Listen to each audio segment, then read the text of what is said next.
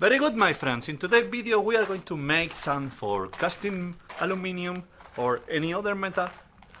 It's a process very simple, and this is going to be a very fast and short video. We are going to use silicone sand that you can find in your do-yourself store. This silicone sand is used usually for the filter of the swimming pool, and we are going to need some bentonite. This is more difficult to find. It's a kind of clay, and we are going to use some water.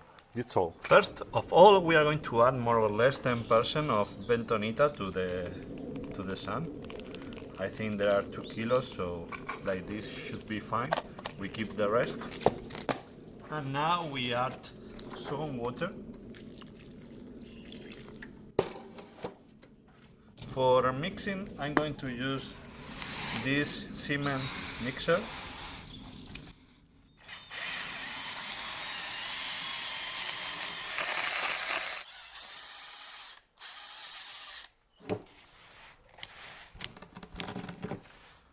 Here we have the sand for casting metal.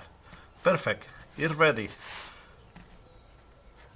As easy as that. If you like this, take a look to the next video when we are going to get a figure from the Paw Patrol, and we are going to make a figure of aluminium of one of these toys. Very simple, very easy, you will see.